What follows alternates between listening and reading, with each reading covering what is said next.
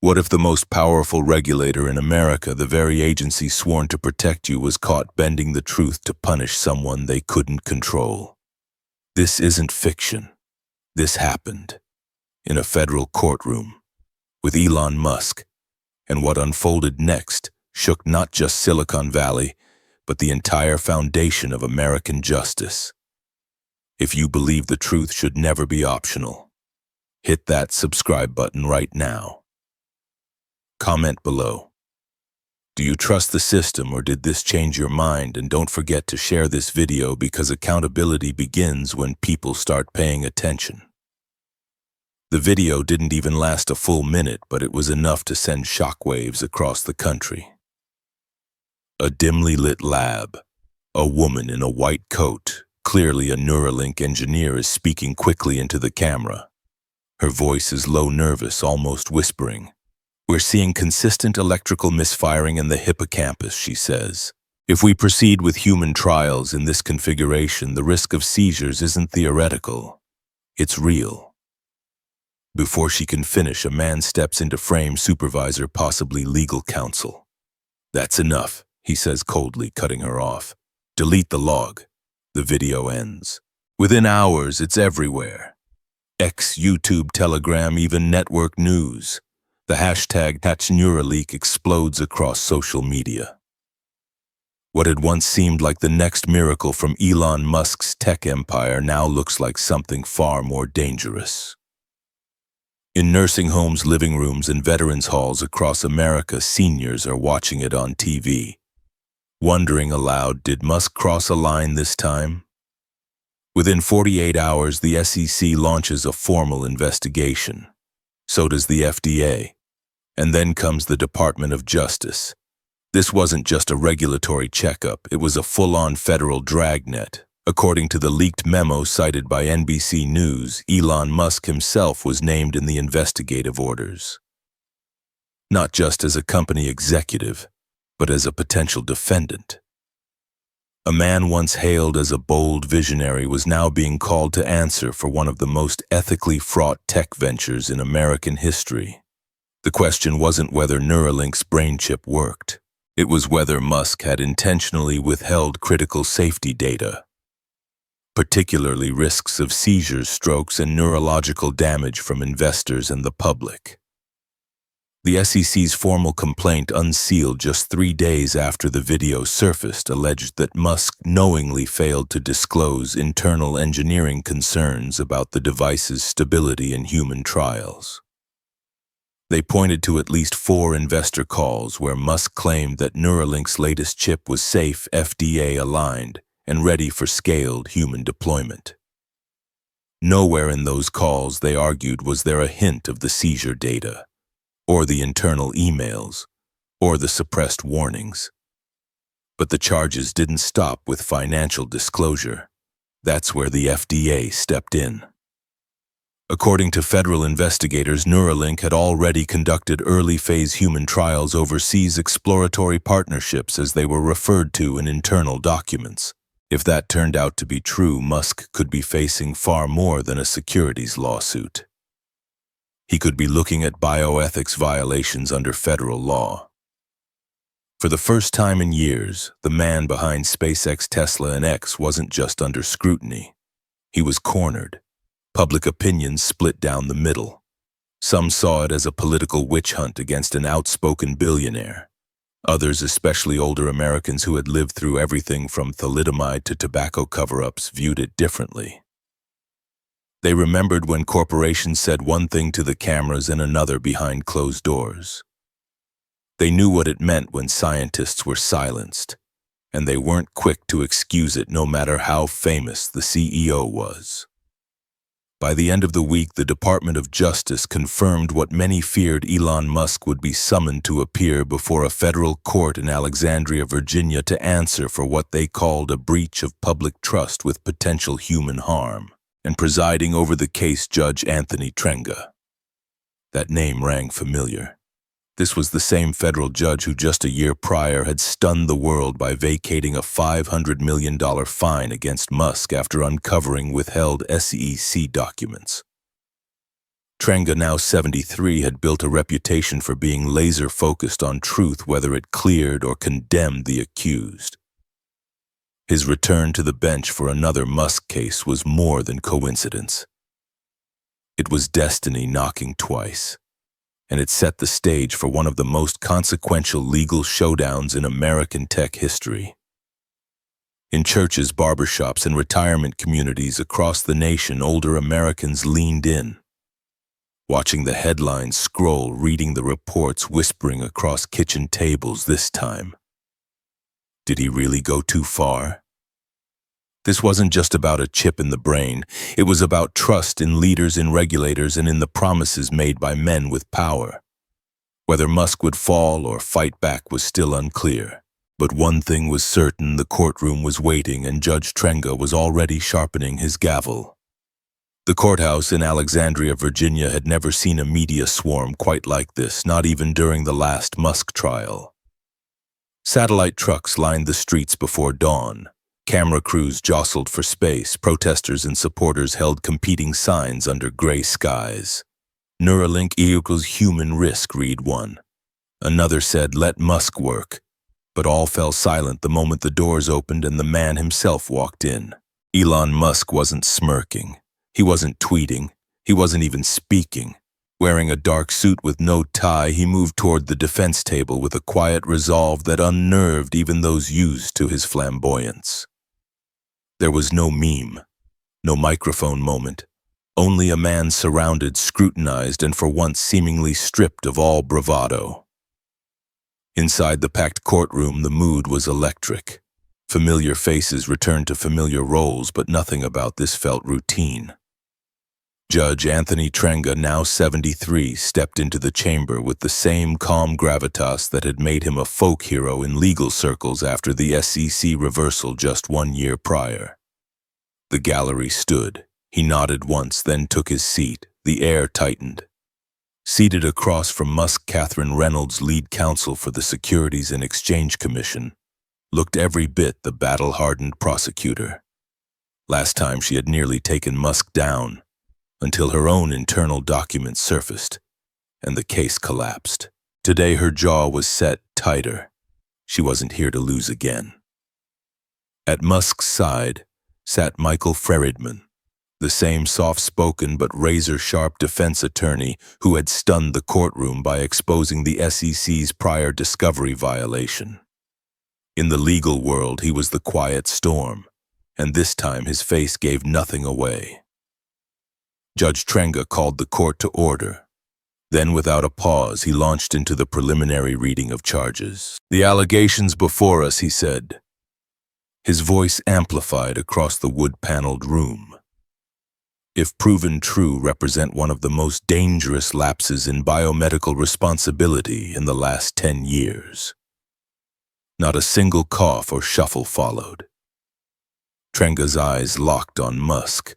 This court does not take lightly the risk of unregulated experimentation on human subjects, especially when conducted under the guise of commercial innovation. The law is not a laboratory. It was a harsh tone, but it wasn't personal. Trenga had no flair for drama. He simply believed in accountability, whether the defendant wore a name tag or owned a satellite constellation. And yet the man at the center of it all, Elon Musk, remained unmoved. He stared ahead, hands still, no whisper to his counsel, no glance at the cameras.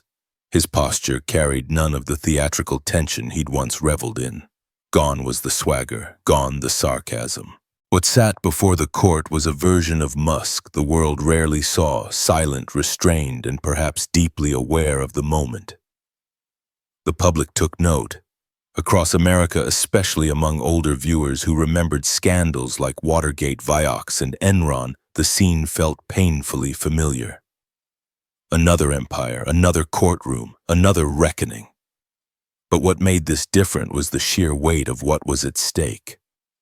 This wasn't just about disclosure to investors, it was about trust in science, trust in leadership, and trust in the institutions that claim to protect the public. In that silent pause following Trenga's remarks, millions of Americans were thinking the same thing. This doesn't look like the old Elon Musk. What happened to the arrogance, the defiance? Maybe it was the stakes, maybe it was age, or maybe just maybe it was the judge.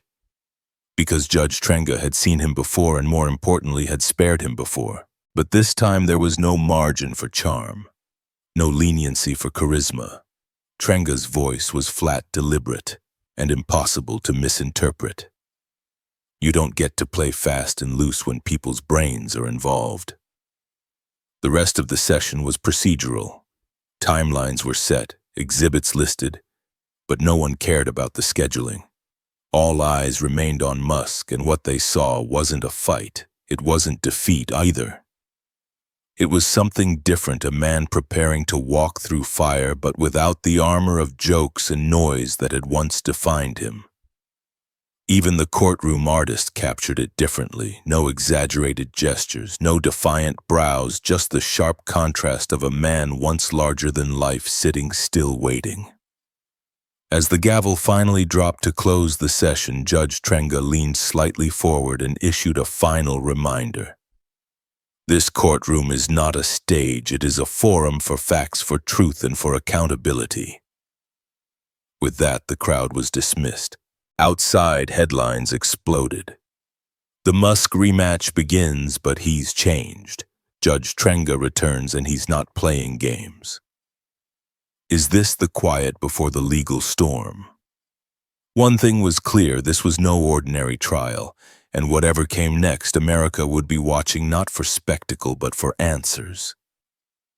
Because this time it wasn't just about Musk, it was about whether power could be tamed by principle and whether truth still had a seat in the courtroom. By the time court resumed the next morning, the public already sensed something was off. Musk's silence had left the world guessing, and Judge Trenga's no-nonsense tone had set a different kind of tempo. This wasn't theater anymore. This was real, and now it was the government's turn to speak. Catherine Reynolds rose with calculated composure. Despite murmurs about her past misstep in the SEC's earlier case against Musk, she carried herself like a woman with something to prove. She wasted no time. The video you've all seen is only the beginning, she said, motioning to the large screen behind her. This courtroom deserves the full context. What followed was a tightly edited sequence of internal Neuralink trial footage. Anonymized patient scans and excerpts from Musk's own investor calls. The audio was clear, Musk telling stakeholders that the chip had passed all internal and regulatory safety reviews. Reynolds then introduced written feedback from the Food and Drug Administration (FDA) that, at least on the surface, painted a murkier picture. Phrases like pending review, further testing needed, and potential concerns regarding cortical impact. Her argument was simple, sharp, and easy to understand. Musk had painted a picture of Neuralink as FDA-ready and low risk when, in fact, the data suggested unresolved safety issues. This, Reynolds stated firmly, was not an accident. It was strategic misrepresentation designed to attract capital. For nearly 40 minutes, she laid out documents, graphs, and timelines. To a casual observer, it looked airtight, but Michael Friedman wasn't a casual observer. When Reynolds sat down, the courtroom shifted again. Trenga glanced toward Musk's table. "Defense may respond," he said. Friedman stood slowly, almost reluctantly. He didn't raise his voice. He didn't posture. But within 30 seconds, the room leaned forward. "Your Honor," he began, "we were content to argue this case based on public filings and recorded testimony until late last night." He held up a simple black USB drive. "This," he said quietly, "changes everything." The courtroom tensed. Friedman walked it to the clerk, then turned back to the room. "This contains the unedited data logs from Neuralink's internal servers obtained from a secure forensic copy verified by 2 independent analysts." The implication was clear. The materials Reynolds had shown might be incomplete or, worse, deliberately altered. Then came the real bombshell. Along with the original logs, Freridman submitted a string of internal emails including direct exchanges between a now-retired senior FDA neurologist and Catherine Reynolds herself. In one message, the doctor warns raw seizure data looks statistically inconclusive. I'd advise patience, not action. Another reads, data cleanup should be cosmetic only. Don't reclassify unless you're absolutely confident the commission is aligned. The tone, not medical, political. Freridman didn't interpret or editorialize. He simply let the emails speak for themselves. The final slide he submitted featured a single unambiguous line from Reynolds. We'll lead with risk framing, downplay the variances. Public optics matter more than internal consensus. Gasps, audible. Judge Trenga blinked slowly, then looked up. Ms. Reynolds, he said flatly, do you dispute the authenticity of these communications? Reynolds stood but didn't speak right away. Her hands, normally locked tight, tapped once against the table. Her lips parted, then closed again. She glanced toward her team. No one moved.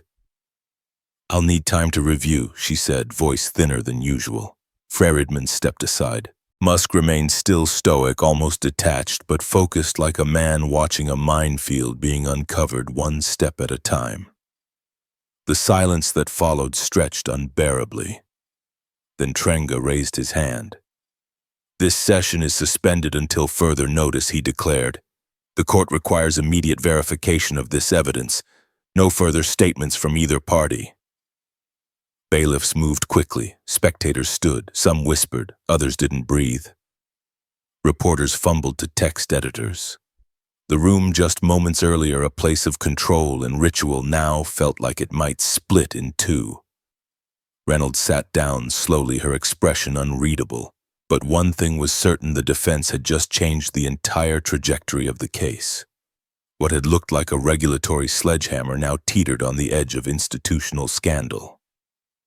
Older Americans watching live coverage saw something they recognized: not just the drama of a courtroom, but the unmistakable signs of a system under strain.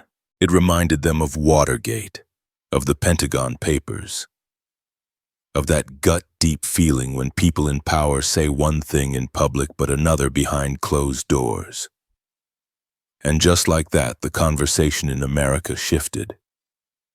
No longer was the question simply, did Musk mislead the public? Now it was, did the government back inside the courtroom? Judge Trenga collected the USB, handed it to the clerk, and rose.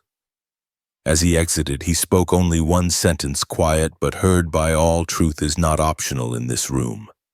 He left behind a stunned gallery, a wounded prosecution, and a defense that had without warning seized back control of the battlefield. And outside, the storm was only beginning. When court reconvened the next day, everything had changed. The tone, the tension, the temperature of the room, it all felt different.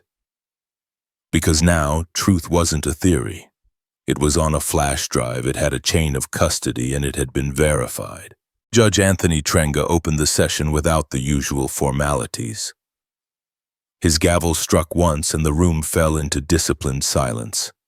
The court has reviewed the contents of the digital evidence submitted yesterday. He began scanning the faces of both teams, and has independently validated its authenticity through a third-party forensic group appointed overnight. There was no fanfare, no elaboration, just facts.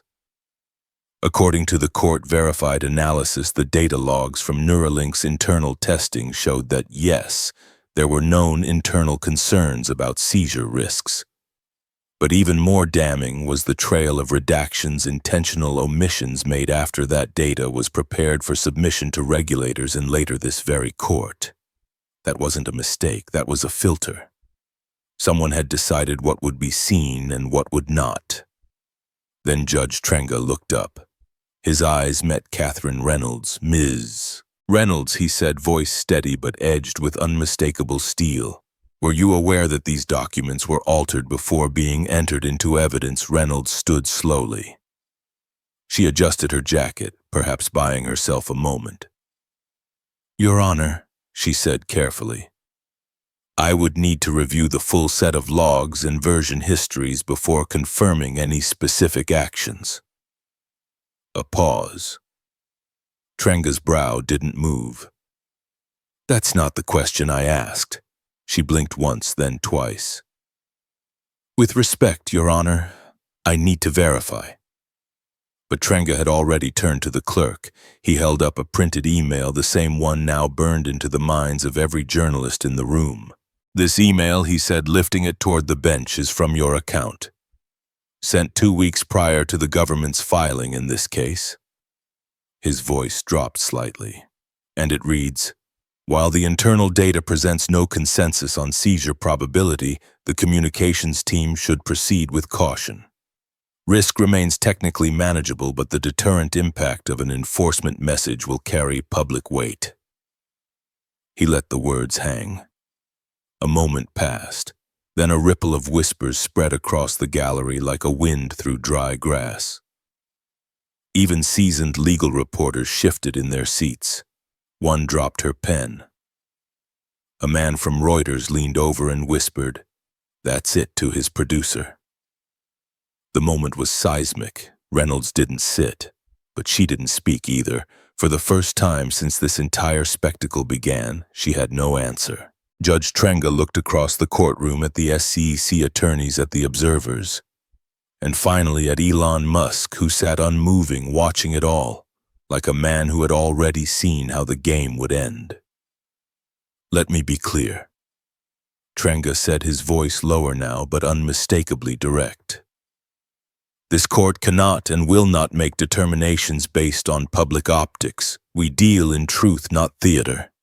His next words were directed squarely at Reynolds. "The fact that this court received incomplete data potentially manipulated while evidence of its full form remained internal is not only troubling, it may rise to the level of misconduct. And it will be investigated." Reynolds opened her mouth, but again no words came. Her legal team shifted uncomfortably.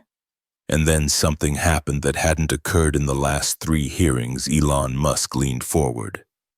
He didn't speak, but the movement alone was enough to shift attention. This was the man who'd once memed the SEC into mockery. Now he didn't need to say a word. His silence had weight. Outside the courtroom, headlines exploded before lunch. Email confirms SEC. Framed case for deterrent value. Judge Trenga rebukes government over evidence handling. Catherine Reynolds, silent as court, reads her own words. Inside, the temperature rose another notch. Trenga adjourned proceedings briefly, but not before leaving the room with one last shot across the bow. "This case," he said, "was presented to the public as a matter of corporate misconduct. What is becoming evident is something broader, a matter of institutional integrity." And with that, he stood and exited. The gallery burst into chaos the moment he was gone. Reporters scrambled. Observers whispered furiously. One reporter from CBS visibly dropped his notebook on the floor. Meanwhile, Reynolds finally sat, her face blank, her team silent. For the first time, the once dominant voice in the room had no script to read from. And Musk. He simply folded his hands, not in triumph, not in defiance, but in something the American people hadn't seen from him in years: restraint. Because he knew what Judge Trenga knew. This wasn't just a battle over medical disclosures or investor calls. It wasn't about Neuralink or chips in brains. It wasn't even about Musk. It was about what happens when government institutions shape reality to fit their narrative and then get caught. The question now wasn't, will Elon Musk be held accountable? The question was louder, heavier, and far more dangerous. Will the system hold itself accountable? And America was watching. Every word, every silence, every shake of the judge's head. Because they knew what came next would define not just this trial, but the very idea of fairness in modern American life. The room hadn't fully recovered from what had just happened. The data had been verified, the redactions confirmed, and the emails, especially the one bearing Catherine Reynolds' name, had shaken the foundation of the prosecution's case. Judge Trenga had made it clear this wasn't just about Elon Musk anymore. It was about truth and whether institutions charged with upholding it had been willing to bend it. And then, without warning, the courtroom's emotional center shifted again. Elon Musk stood up. He didn't look at his lawyer. He didn't wait for permission. He simply rose slowly and looked toward the bench. The courtroom froze. Even Judge Trenga, stern and composed, seemed surprised. "Your Honor," Musk said softly, "if the court will allow it." "I'd like to say something." Trenga studied him for a moment, then nodded once. Musk turned to face the courtroom, not the cameras, not the crowd, not the SEC, but the space itself. His hands stayed at his sides. His voice was calm, slow, and measured. "There was a time," he began, "when I believed technology could fix anything. If something didn't work, you built better code, better hardware, better infrastructure. I thought the same was true for people, for systems. That you could optimize integrity, upgrade institutions, accelerate solutions." He paused. You could hear someone shifting a notepad in the gallery, the click of a pen, and then nothing. "But the truth is, you can't engineer honesty, you can't automate trust, and you can't shortcut transparency." Heads turned. Reporters stopped typing mid-sentence. This wasn't the Elon Musk the world had come to expect, not the quick-witted troll, not the irreverent billionaire, not the tech cowboy who mocked regulators online.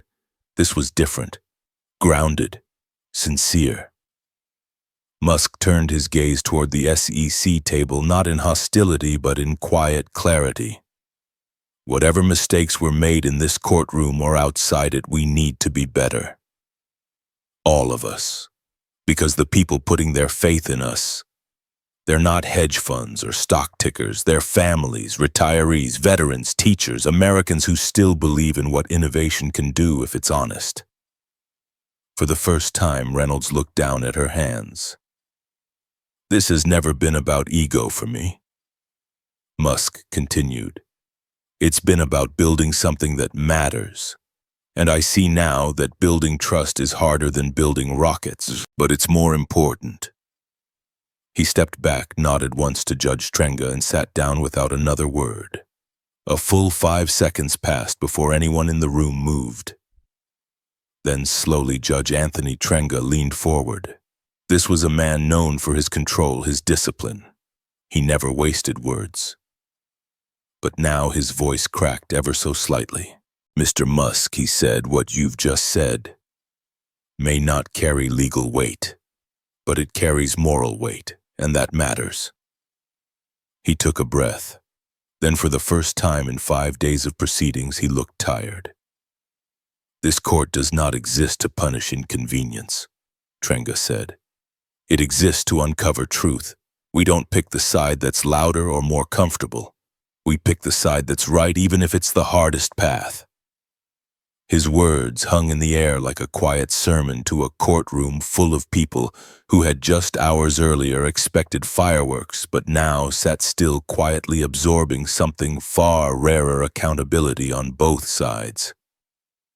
Outside, the press was already scrambling to rewrite headlines. The narrative had changed again. Not because of a technicality, not because of an email, but because a man who had once laughed at regulators had just looked the American public in the eye and admitted that being right wasn't enough. He had to be worthy of the trust that came with it. Older Americans watching at home could feel the shift even if they couldn't name it. This wasn't about politics or partisanship. It wasn't about whether you liked Musk or hated him. It was about what kind of country we still hope to be. One where even the powerful could be humbled. One where the law meant something. One where truth still had a place in the room even if it arrived late. As court adjourned, a journalist from the Washington Post wrote in her notes, "It's not every day you see someone change mid-trial." And she wasn't talking about Musk alone, because something had shifted in Judge Trenga too.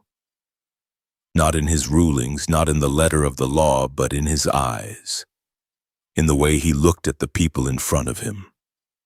In the way he paused before speaking, as if he understood that this case, strange as it was, had just reminded everyone of something deeper, that justice isn't a hammer.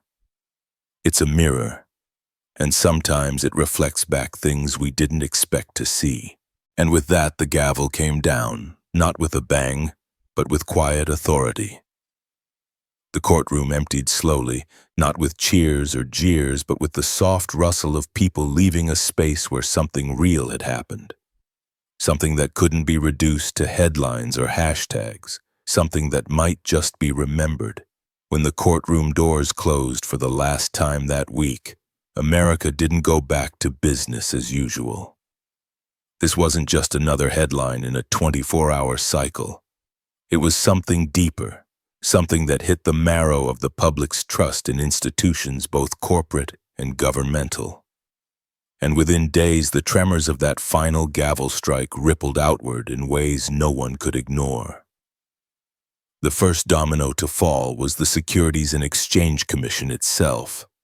Within 72 hours of Judge Trenga's closing remarks, both Congress and the Department of Justice launched formal inquiries into the SEC's handling of the Neuralink case. The focus, whether the agency had knowingly suppressed or altered exculpatory data in order to secure a high-profile enforcement action. The language was direct. The tone was serious. The implication was undeniable. Had the watchdog become a manipulator, Catherine Reynolds, once the face of regulatory toughness, was placed on immediate administrative leave pending the outcome of the investigations. The emails revealed in court, particularly the line about deterrent value outweighing internal consensus, were cited as a potential breach of ethical standards and judicial disclosure obligations. Some officials called it a lapse. Others called it something closer to institutional betrayal.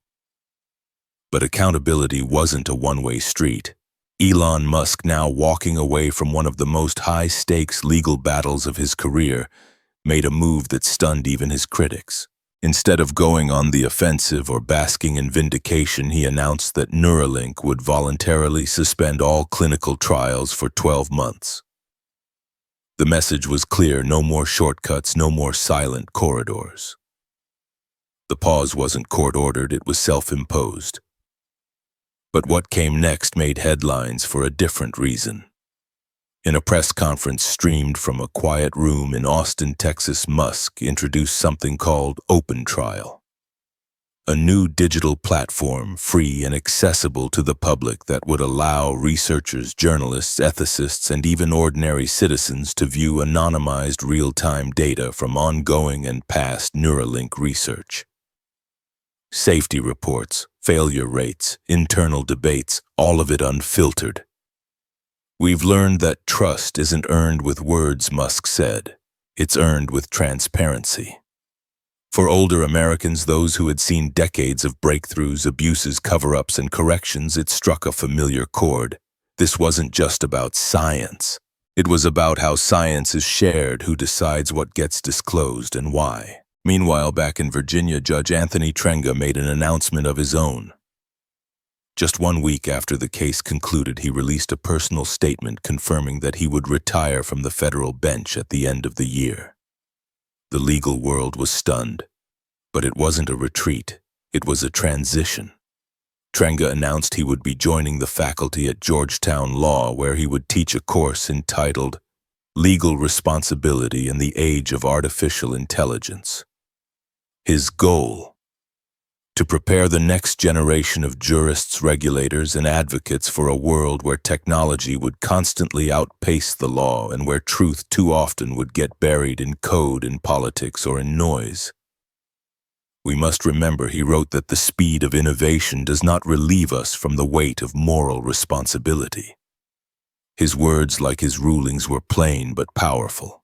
As the dust settled, editorial boards across the country began to draw the same conclusion. The Musk Neuralink trial had set a new precedent, not just for regulatory enforcement or medical disclosure, but for the way America would confront the moral gray zones of its technological future. Universities added it to their case studies. Think tanks held panels. And perhaps most surprisingly, public opinion shifted not blindly in favor of Musk, but in favor of scrutiny, balance, and truth above all. The term open trial began trending not just as a platform, but as a philosophy. What had begun as a courtroom clash over data manipulation had evolved into something far more defining, a national moment of reckoning about what we demand from those who create the tools of tomorrow and those who are supposed to keep them in check. And through it all, the people watched. Not because it was flashy, not because it was another viral drama, but because it was real, a rare glimpse of power humbled, of law recentered, and of truth, however inconvenient, allowed to breathe in open air. For those who had tuned in with skepticism, with weariness, or even with outrage, the lesson hit home. You can't automate ethics. You can't regulate trust from behind a curtain, and in a democracy, truth, messy, painful, uncomfortable truth, is still the only thing that holds it all together. So as Judge Trenga hung up his robe for the final time and Musk returned to his labs under a quieter spotlight, the American public walked away with something more enduring than a verdict. A reminder that justice isn't just about who wins. It's about who's willing to tell the whole truth even when no one else will. In a world moving faster than ever with AI, biotech, and billionaires reshaping the rules, it's easy to feel like truth is just another casualty of progress. But the story of Elon Musk versus the SEC reminds us of something far older and far more enduring than technology. Truth still matters. This wasn't just about courtroom drama or headlines. It was a mirror held up to our institutions and ourselves. We saw what happens when power is unchecked, when oversight becomes agenda, and when transparency gets buried beneath image management. But we also saw what's possible when one judge, one voice refuses to compromise. When accountability is demanded not just from tech giants, but from the very agencies meant to protect us. For those of us who've lived through Watergate, the Challenger disaster, or the financial crash of 2008, we know how fragile trust can be, and how precious it is when someone finally tells the truth no matter the cost. If this story moved you, leave a comment below. Tell us, what do you think justice should look like in the age of AI and power? And if you believe in holding truth above politics, subscribe now, because this is only the beginning.